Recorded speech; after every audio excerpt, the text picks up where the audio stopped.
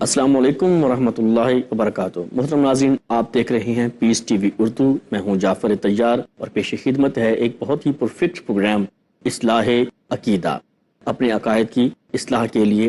اور اس پروگرام میں ہماری رہنمائی فرما رہے ہیں مسلسل فضیلت الشیخ ابو انشا قاری خلیل الرحمان جاوید صاحب۔ قاری صاحب، آپ کا بہت بہت شکریہ۔ اپنے اگلے پروگرام میں جو سب سے پہلا میرا سوال ہے وہ ہے کہ ہم عموماً آج کل دیکھا جاتا ہے کہ گھروں میں اولیاء اللہ کی تصاویر لگی ہوئی ہیں، مختلف تصاویر لگی ہوتی ہیں جن کی لکھا ہوتا ہے باقاعدہ ان اولیاء کے نام لکھے جاتے ہیں۔ اس کے بارے میں آپ کیا کہتے ہیں؟ جزاک اللہ جعفر صاحب۔ پہلی بات تو یہ ہے کہ نبی کریم صلی اللہ علیہ وسلم کے فرمان کے مطابق جو آپ نے فتح مکہ کے بعد سیدنا علی کو بتایا تھا رضی اللہ تعالیٰ عنہ کہ آپ مکے میں جائیں اور جہاں تصویر دیکھیں اس کو مٹا دیں، یہ اس زمرے میں آتا ہے۔ جب رسول اللہ صلی اللہ علیہ وسلم نے جب مکہ فتح کیا تو کہا جاتا ہے کہ وہاں ابراہیم علیہ السلام کا بت بھی موجود تھا اور رسول اللہ صلی اللہ علیہ وسلم نے اس کو بھی گرایا۔ تو تصویر میں کوئی تقدس اور کوئی احترام نہیں ہے، یہ اسی طرح کی بت پرستی ہے جیسے کوئی اس کی تصویر پتھر میں اتار دے، کوئی لکڑی پہ اتار دے، کوئی سیمنٹ میں تراش دے، کوئی کاغذ پہ اتار لے، سیم چیز ہے، کوئی فرق نہیں ہے۔ بس یہ کلچر کا فرق ہے کہ کوئی جو ہے اس تصویر کو کھڑا کر کے پوچھتا ہے، کوئی لٹا کے پوچھتا ہے، کوئی کس طرح پوچھتا ہے، یہ کلچر کا فرق ہے۔ باقی وہ ایک ہی چیز ہے اور یہ شرعاً حرام ہے۔ بلکہ نبی کریم صلی اللہ علیہ وسلم نے فرمایا وہ چاہے کسی بزرگ کی تصویر ہو یا چاہے کسی عام آدمی کی ہو، فرمایا جس گھر کے اندر کتا یا تصویر ہو اس گھر میں اللہ کی رحمت کے فرشتے داخل نہیں ہوتے۔ ابن ماجہ کی روایت ہے کہ اللہ کے فرشتے داخل نہیں ہوتے۔ سورۃ وفیہ کلب، جس گھر کے اندر کتا ہو یا جس گھر کے اندر تصویر ہو، رحمت کے فرشتے اس گھر کے اندر داخل نہیں ہوتے۔ تو جب اللہ کی رحمت کے فرشتے ہی داخل نہیں ہوں گے اس گھر میں تو یہ تو بہت بڑا نقصان اور بہت بڑے خسارے کی بات ہے۔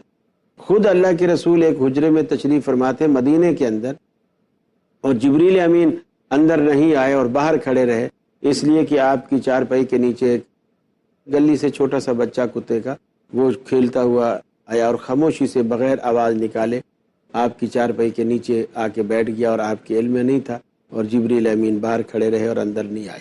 تو اللہ کے رسول کا جو فرمان دونوں چیزوں کے لیے، کتا یا تصویر، دونوں چیزیں ان میں سے کوئی بھی ایک چیز گھر کے اندر ہو تو اللہ رب العالمین کی رحمت کے فرشتے نہیں آتے، اس لیے ہمیں اس سے اجتناب کرنا چاہیے۔ جی، میرا دوسرا سوال ہے اس پروگرام کا کہ کیا نیک لوگوں سے، ایک تو یہ کہ خود انسان دعا کرے اللہ تعالیٰ کی حضور، اس سے دعا کرے، اللہ تعالیٰ کہتے ہیں کہ مجھ سے دعا کرو میں تمہاری دعاؤں کو سنتا ہوں، قبول کرتا ہوں، اور کسی نیک ولی سے، زندہ بندے سے دعا کروائی جا سکتی ہے؟ زندہ شخص سے دعا بالکل کرائی جا سکتی ہے، اور اس میں شرک والی کوئی قباحت ایسی نہیں ہے۔ پہلے تو یہ کہ یہ سنت سے ثابت ہے، نبی کریم صلی اللہ علیہ وسلم سے بھی ثابت ہے، صحابہ کرام سے ثابت ہے، اور اللہ کے رسول خود صحابہ آتے اور آپ سے دعا کرواتے، جیسے میں نے پچھلی نشستوں میں سیدنا ابو ہریرہ کے حوالے سے بتایا۔ اسی طرح آپ خطبہ دے رہے ہیں، جمعہ کے اندر ہیں، بخاری کی روایت ہے، اور ایک شخص مسجد میں داخل ہوا اور اس نے بڑا اپنا رونا پیٹنا شروع کیا، یا رسول اللہ ہم تو برباد ہو گئے، تباہ ہو گئے، چراگاہیں خشک ہو گئیں اور جانور مر رہے ہیں، پانی نہیں ہے، حوض خالی ہو گئے ہیں، آپ اللہ سے دعا کریں۔ حدیث میں آتا ہے نبی کریم صلی اللہ علیہ وسلم نے ممبر کے اوپر خطبہ روک دیا، ممبر کے اوپر آپ نے ہاتھ اٹھائے اور تمام صحابہ نے آپ کے ساتھ ہاتھ اٹھائے اور آپ نے بارش کی دعا کی، اور اللہ تعالیٰ نے ایسی بارش دی کہ پھر اگلے جمعہ تک پورا ہفتہ بارش ہوتی رہی، پھر اگلا جمعہ ہوا، اسی طرح اللہ کے رسول خطبہ دے رہے ہیں، وہی شخص یا کوئی اور شخص، لیکن اس کے جو انداز بیاں ہے اس سے لگتا ہے کہ یہ وہی شخص ہے۔ وہ مسجد کے اندر داخل ہوا اور اس نے وہی کہا، یا رسول اللہ برباد ہو گئے، تباہ ہو گئے، گھر ٹوٹ گئے، راستے مسدود ہو گئے، اور یہ ہو گیا وہ ہو گیا، تو اللہ سے دعا کرو کہ اللہ بارش روک دے۔ تو آپ صلی اللہ علیہ وسلم نے پھر اسی طرح ممبر پہ ہاتھ اٹھائے، صحابہ نے آپ کے ساتھ ہاتھ اٹھائے، یا اللہ مدینہ تو تیری رحمت کی بارش سے سیراب ہو گیا ہے، اب ان بادلوں کو اس جگہ برسا جہاں ان کی ضرورت ہے۔ ہماری ضرورت الحمدللہ پوری ہو گئی ہے۔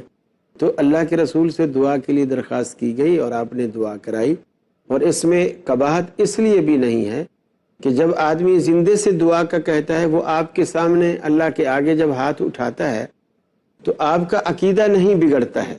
عقیدے میں خرابی پیدا اس لیے نہیں آتی ہے کہ آپ یہ سمجھ جاتے ہیں کہ جس طرح میں اس کو کچھ سمجھ کر آیا تھا، یہ بھی میری طرح اللہ کا محتاج ہے، جیسے میں اللہ کا محتاج ہوں یہ بھی اللہ کا محتاج ہے، اس کے پلے کچھ نہیں ہے، یہ بھی اللہ سے مانگ رہا ہے، تو آپ کا عقیدہ خراب نہیں ہوتا ہے۔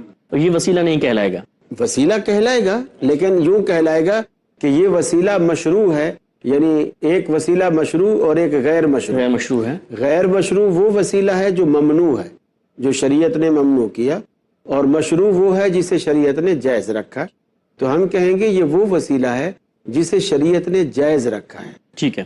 اچھا شیخ صاحب، یہ دیکھیے کہ آج کل کو جو ماحول ہے، معاشرہ ہے، اس میں چاروں طرف الحاد کی آگ پھیلی ہوئی ہے، ٹھیک ہے۔ نوجوان نسل کے دماغ میں، ذہن میں عجیب عجیب طرح کے سوالات اٹھتے ہیں، جس میں سے بالخصوص یہ سوال ہے ازل اور ابد کی حدود کا جو تخیل اور تصور ہے کہ یہ کائنات پتہ نہیں کب سے ہے، پتہ نہیں اللہ تعالیٰ کب سے ہے، آخر کوئی تو دن ایسا ہوگا یا کوئی ایسی حد ہوگی کہ تب سے ہے، ایسا تصور رکھنا شرعی طور پہ آپ اس کے بارے میں کیا کہتے ہیں، کیسا ہے؟ دیکھیے، پہلی بات تو یہ ہے کہ عقلی گھوڑے ہمیں نہیں دوڑانے چاہیے، اور خاص کر اللہ رب العالمین کی ذات کے حوالے سے اللہ نے اس کے بارے میں اپنا ایک نام الاول رکھا ہے۔ الاول؟ الاول، ٹھیک ہے۔ پھر دوسرا نام ہے الآخر۔ تو اب عبد الاول بھی بچوں کے نام رکھے جا سکتے ہیں، اور لوگ رکھتے ہیں جو مواحد لوگ ہیں عبد الاول، تو وہ اول بھی ہے وہی، اور وہی آخر بھی ہے۔ یعنی اب جیسے ریاضی کی گنتی ایک سے شروع ہوتی ہے، ٹھیک ہے، ایک سے پہلے کیا ہے؟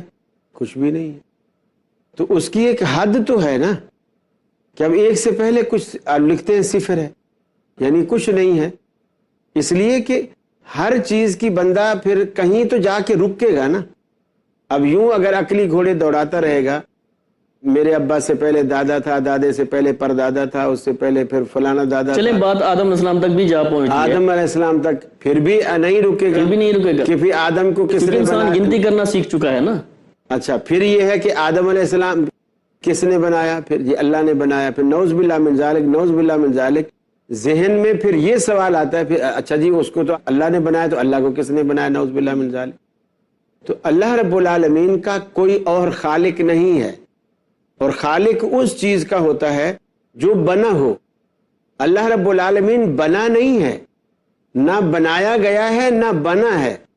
بنتا وہ ہے جس کی ابتدا ہوئی ہو، اور اللہ رب العالمین کی نہ ابتدا ہے نہ ہی انتہا ہے۔ وہی اول ہے، وہی آخر ہے، ابتدا ہے ہی نہیں ہے۔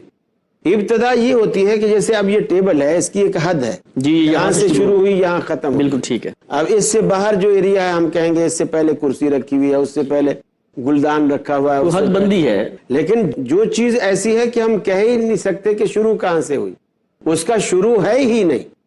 یعنی اللہ رب العالمین کی ذات کے لیے ایسا تصور بھی غلط ہے کہ وہ کب سے شروع ہوا، اس لیے کہ دنیا میں کوئی لمحہ ایسا نہیں آیا کہ جس لمحے میں اللہ کی ذات نہ ہو۔ اللہ رب العالمین کی ذات ہمیشہ سے ہے اور ہمیشہ رہے گی، اس کی نہ ابتدا ہے نہ ہی انتہا ہے۔ بس جس کا بھی ہم تصور کر سکتے ہیں، ہمیشہ ہمیشہ تک اللہ رب العالمین کی ذات ہے۔ ساری کائنات مٹ جائے گی، یبقى وجہ ربک ذو الجلال والاکرام، اللہ رب العالمین کا باقی صرف اللہ کی ذات باقی رہے گی، باقی سب مٹ جائیں گے۔ کل من علیہا فان، ہر کسی پر فنا کی تلوار چلے گی، یبقى وجہ ربک ذو الجلال والاکرام، صرف اللہ رب العالمین کی ذات باقی۔ اچھا، میں ایک سوال کرنے لگا ہوں، اس کا تعلق یا اس کا جو مشاہدہ، جو مظاہرہ ہے، وہ بالعموم پاکستان اور انڈیا میں دیکھا جاتا ہے، ہمارے مسلمان معاشرے میں دیکھا جاتا ہے۔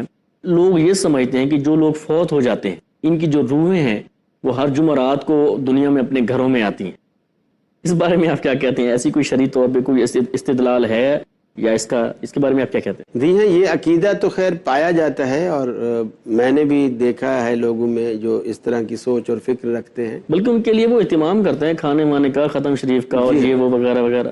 دیکھیے اللہ تعالیٰ نے مرنے کے بعد برزخ کا جو سسٹم رکھا ہے، اس برزخ میں فرمایا ایک علیجین ہے، ایک سجین ہے، اور جو نیک لوگوں کا اندراج ہے وہ علیجین میں ہوتا ہے، اور جو برے لوگوں کا اندراج ہے وہ سجین میں ہوتا ہے۔ اور یہ برزخ اور زندوں کے درمیان قرآن کہتا ہے من ورائہم برزخ الی یوم یبعثون، زندے کے درمیان اور مرنے والے کے درمیان ایک پردہ ہے، ایک رکاوٹ ہے، ایک دیوار ہے ایسی جو قیامت تک جاری رہے گی. جی ٹھیک ہے. الی یوم یبعثون. شیخ صاحب معذرت چاہتا ہوں قطع کلامی کی، ہم اپنی بات کو یہیں سے شروع کریں گے. وقت کی پابندی جو ہے نا وہ ہمیں مجبور کر دیتی ہے بریک پہ. بہت خوبصورت آپ نے بات کی ہے، اسی بات کو یہیں سے ہم کنٹینیو کریں گے. ناظرین وقت ہوا ایک بریک کا، ملتے ہیں ایک چھوٹے سے بریک کے بعد، ہمارے ساتھ رہیے گا.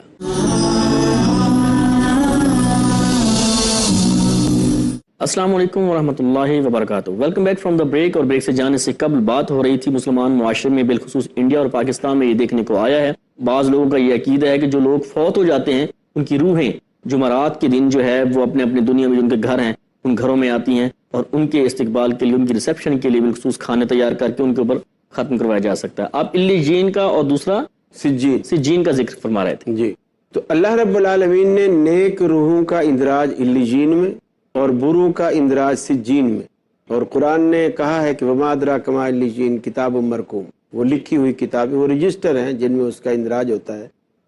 اور زندے اور مردے کے درمیان اللہ نے ایک ایسی رکاوٹ ڈال دی ہے، اور وہ رکاوٹ الی یوم یبعثون کہا، من ورائہم برزخ الی یوم یبعثون ثم انکم بعد ذلک لمیتون. تم اس کے بعد دنیا سے جب جاؤ گے تم مر جاؤ گے. ثم انکم یوم القیامت تبعثون، پھر تم روز آخرت ہی اٹھائے جاؤ گے. تو اللہ تعالیٰ نے یہ چیزیں متعین فرما دی کہ اٹھنا کب ہے، واپس کب آنا ہے، اور یہ پردہ کب تک ہے زندے اور مردے کے درمیان. فرمایا الی یوم یبعثون، اٹھائے جانے والے دن تک یہ بیچ میں جو ہے وہ رکاوٹ ہے. اب اٹھائے جانے والے دن تک جو رکاوٹ ہے، تو اللہ تعالیٰ نے نیک لوگوں کی روحوں کو وہ مزے کرا دیے ہیں جنت کے اندر. وہ سبز پرندوں کی شکل میں نعمتیں کھاتی ہیں، پھل کھاتے ہیں، وہ روحیں مزے کرتی ہیں. اور جو دوسری بری روحیں ہیں اللہ تعالیٰ ان کو اذیت اور تکلیف میں رکھا ہوا ہوتا ہے. اور فرشتوں کا اتنا کڑا پہرا ہے کہ ان دو کے علاوہ تیسری کون سی جگہ ہے جہاں ہر ہفتے ان کی روحیں واپس آ جاتی ہیں.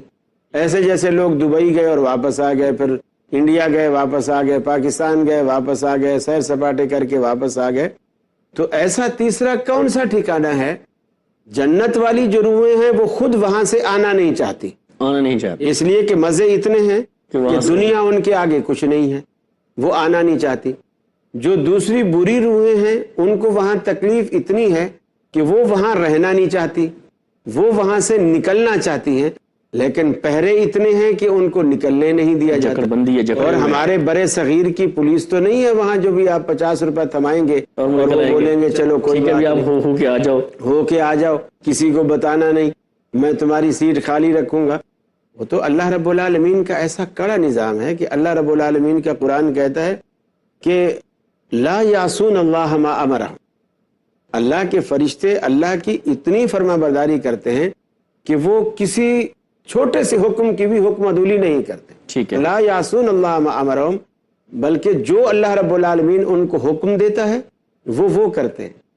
اسی طرح ایک دن رسول اکرم صلی اللہ علیہ وسلم سیدنا جبریل علیہ السلام سے کہا کہ جبریل، میرا دل چاہتا ہے تم میرے پاس اکثر آیا کرو، ہر روز آیا کرو، اور میرے پاس زیادہ ٹائم بیٹھا کرو. یعنی آپ کا منشا یہ تھا کہ تمہارے ساتھ میرا دل لگتا ہے، زیادہ وقت میرے پاس بیٹھو اور زیادہ دیر مجھے ٹائم دیا کرو. ٹھیک ہے. تو حضرت جبریل سمجھ گئے، انہوں نے کہا یا رسول اللہ صلی اللہ علیہ وسلم، آپ یہ سمجھ رہے ہو کہ شاید ہم اپنی مرضی سے آپ کے پاس آتے ہیں. اللہ اکبر. اور اب آپ کہو گے تو پھر میں اپنی مرضی سے بیٹھ جاؤں گا، اپنی مرضی سے بیٹھ جاؤں گا، میں ٹائم بڑھا دوں گا. تو فرمایا کہ ما نتنزل الا بامر ربک، ہم تو اس وقت تک نہیں اترتے جب تک تیرے رب کا ہمیں حکم نہیں ہوتا. تو جبریل امین جو فرشتوں کا سردار ہے، وہ آسمانوں سے زمین پہ آنے کے لیے بھی اللہ کے حکم اور اس کی اجازت کا پابند ہے. تو ان روحوں کو کون آنے دیتا ہے؟ اور یہ عجیب تماشا ہے، میں حیران ہوتا ہوں. اکثر میں نے دیکھا ہے مسجدوں کے اندر مولوی صاحب نماز پڑھ کے سلام پھیرا بیٹھے، اور وہ جن کا ابا فوت ہوا ہوتا ہے اس کو قریب بلایا، بھائی وہ رات میں نے تمہارے ابا کو خواب میں دیکھا ہے، اور وہ ان کا پیٹ بھی کافی اندر دھنسا ہوا تھا، اور سردی سے بھی کپ کپا رہے تھے، بھوکے بھی تھے، سردی بھی لگ رہی تھی، یہ بھی تھا. اب وہ پریشان ہو کے پوچھتا ہے، جی مجھے بتائیں پھر مجھے کیا کرنا پڑے گا؟ تمہیں ایسا کرو تو ایک تو وہ ہمارے مدرسے کے جو بچے ہیں، سردی آ رہی ہیں تو ان کو کمبل لا کے دو، رضائی لا کے دو، رضائی لا کے دو، پارسل ہو جائیں گے تمہارے بابا، تو ان کو پہناؤ گے، ادھر اس کی سردی دور ہو جائے گی. رہا ان کا پیٹ اندر دھسا ہوا تھا تو تم کوئی دیگ ویگ پکواؤ اور بچوں کو کھلاؤ، صرف کھلاؤ نہیں، ختم بھی دلاؤ اور پھر ان کو کھلاؤ۔ تو اب کوئی ان سے یہ بھی نہیں پوچھتا کہ حضرت صاحب یہ کیا بات ہے کہ ابا میرا ہے خواب آپ اور کو آ رہی ہے۔ خواب میں ہمیشہ تمہارے آتا ہے، میرے خواب میں میرا ابا کبھی نہیں آیا، میری اماں بھی جب سے رو رہی ہے کہ میں اپنے میاں کو چلو مرنے سے پہلے ایک دفعہ دیکھ تو لوں، وہ اس کے خواب میں زیارت نہیں کرواتا، تمہیں ہر روز خواب میں آ جاتا ہے۔ میرا اگلا سوال یہ ہے شیخ صاحب کہ ہم اپنے کسی کام کے لیے، ہماری کوئی مشکل ہے، کوئی کام ہے، اس کے لیے کسی نیک بندے کو جو زندہ ہے اس کو دعا کا کہتے ہیں کہ آپ ہمارے لیے دعا کریں، اور مطلب وہ ہمارے قریب بھی نہیں ہے، کہیں دور رہتا ہے، اس نے ہمارے لیے دعا کی، کچھ دنوں کے بعد وہ ہمارا وہ کام ہو گیا۔ اب یہ عقیدہ بنا لینا یا یہ خیال تصور کرنا کہ یہ جو میرا کام ہوا ہے یہ اسی کی دعا کی بدولت ہوا ہے، کیا ایسا تصور یا ایسا تخیل جائز ہے؟ اس میں تھوڑا سا آپ یوں تبدیلی کر لیں کہ وہ اگر اس کا اظہار کرنا چاہتا ہے، چونکہ دعا کسی زندے سے کرانا یہ تو حدیث سے ثابت ہے، اس بنیاد پر آپ نے اس سے دعا کی درخواست کر لی، یہ بھی ثابت ہو گیا، اس نے آپ کے لیے دعا کر لی، یہ بھی ثابت ہو گیا۔ اب ایک چیز جو تھوڑی سی احتیاط والی ہے وہ یہ ہے کہ آپ اس جملے میں تھوڑی سی یوں تبدیلی کر لیں کہ فلاں بندے نے میرے لیے دعا کی، اللہ رب العالمین نے میرا وہ کام کر دیا، بس اب کوئی قباحت نہیں۔ فلاں بندے نے میرے لیے دعا کی اور اللہ رب العالمین نے میرا وہ کام کر دیا، بس اتنے جملہ اگر وہ کہتا ہے تو اس دعا والے معاملہ بھی سیٹ ہو جاتا ہے اور اس کی اصلاح بھی ہو جاتی ہے اور خرابی بھی پیدا نہیں ہوتی۔ اگر وہ یہ کہے، اس بندے کو فون کر کے کہتا ہے یا ویسے کہتا ہے کہ بھئی یہ آپ ہی کی دعا قبول ہوئی ہے، تو ایسا کہنا یا ایسا خیال کرنا؟ اگر اس کی دعا قبول ہوئی ہے، اصل میں قبول تو اللہ کرتا ہے، اور اللہ رب العالمین کے بارے میں رسول ہی خبر دے سکتا ہے کیونکہ اس کے پاس وحی آتی ہے، ہمارے پاس وحی نہیں ہے، تو ہم اللہ رب العالمین نے اس کو قبول کر لیا یا نہیں کیا، یہ دونوں خبریں ہم نہیں دے سکتے کہ اللہ رب العالمین نے اس کو قبول کیا، ہم یہ خبر بھی نہیں دے سکتے، اور اللہ نے اسے قبول نہیں کیا، ہم یہ خبر بھی اس کو نہیں دے سکتے، یعنی دونوں خبریں نہیں دے سکتے۔ اس لیے اس کو اللہ ہی پر چھوڑے، اور یہ کہہ سکتا ہے کہ فلاں شخص نے میرے لیے دعا کی اور اللہ رب العالمین نے میرا بیڑا پار کر دیا، تو اللہ پر چھوڑے۔ ٹھیک ہے۔ یا میں نے خود دعا کی، بعض دفعہ ایسا ہوتا ہے آپ حج پہ گئے اور آپ نے دعا کی، اور دعا میں آپ نے کہا کہ یا اللہ مجھے بیٹا دے دے، اور جب آپ آئے اور اللہ رب العالمین نے آپ کو اگلے سال بیٹا بھی دے دیا، تو آپ یقیناً آپ کے ذہن میں یہی خیال آئے گا میں نے دعا کی کہ میں نے جو اللہ سے دعا مانگی تھی وہ پوری ہو گئی، وہ پوری ہوگی۔ فرق صرف یہ کر لیں کہ آپ اولاد کا ملنا دعا پر موقوف نہ کریں کہ میری دعا کی وجہ سے میرا بیٹا ملا، اب یہی کہیں کہ میں نے دعا اللہ سے کی، اللہ رب العالمین نے مجھے بیٹا دیا ہے۔ تو اس طرح جملہ کہنے میں کوئی حرج نہیں اس طرح ہے، کہنے میں بھی اور اس طرح سمجھنے میں بھی اس میں کوئی قباحت نہیں ہے۔ ہاں یوں نہیں کہہ سکتے کہ فلاں جو بندہ ہے اس کی دعاؤں میں اتنا اثر ہے کہ اس نے جو ہے جو کہہ دے گا بس وہ ہو جائے گا۔ اس کے لیے شرعی دلیل چاہیے، اور وہ شرعی دلیل اور شرعی اتھارٹی جو ہے وہ اللہ کا رسول ہے۔ جس طرح اویس کرنی کے بارے میں نبی کریم صلی اللہ علیہ وسلم نے خود خبر دی، حدیث میں مسلم شریف کی روایت ہے، آپ نے حضرت عمر سے کہا عمر وہ شخص ایسا ہے کہ وہ منہ سے کچھ بھی نکال دیتا ہے اللہ قبول کر لیتا ہے، عرش والا اسے فوراً پورا کر دیتا ہے، تیری اگر اس سے ملاقات ہو تو اس سے اپنے لیے دعا ضرور کروانا۔ اب یہاں ہم کہہ سکتے ہیں کہ اویس کرنے کی دعا رد نہیں ہوتی، اب یہاں کہنے کے لیے جو ہمارے پاس مستند ذریعہ ہے وہ اللہ کا رسول ہے، رسول اکرم صلی اللہ علیہ وسلم کی ذات مبارک۔ چونکہ رسول اللہ کی وحی کے بغیر نہیں بات کر رہے، اللہ نے خود بتا دیا کہ میں اس بندے کی دعا رد نہیں کرتا، اور اللہ کے نبی نے خبر دے دی، تو یہاں تو آپ یقین سے کہہ سکتے ہیں، دوسرے کسی شخص کے بارے میں ایسا نہیں کہہ سکتے۔ پھر چنانچہ یہ بھی حدیث میں آتا ہے کہ حضرت عمر فاروق اس شخص کو ڈھونڈتے رہے، حضرت عمر جیسا بندہ اس شخص کو ڈھونڈتا رہا، پھر وہ حج کے موقع پر آپ کا دور خلافت تھا، حج کے موقع پر وہ شخص آیا ہوا تھا، مینا کے اندر اس کے خیمے میں جا کر کے ملے، بلکہ یہ بھی آتا ہے کہ جب حضرت عمر فاروق رضی اللہ تعالی عنہ کو بتایا گیا کہ وہ اویس جس کی آپ کو تلاش تھی وہ آیا ہوا ہے، میں اس کو بلاؤں؟ کہا کہ نہیں، جس کی اللہ کی دربار میں اتنی قدر و منزلت ہے اللہ، اس کو ہم دربار میں نہیں بلائیں گے، ہم اس کے پاس چلتے کیا ہیں۔ بات، تو پھر اس کے پاس گئے، اس سے پوچھا ایکم اویس، ارے تم میں اویس کون ہے؟ تو ایک شخص ہانڈی پکا رہا تھا، اس نے کہا میں اویس ہوں، میرا نام اویس ہے۔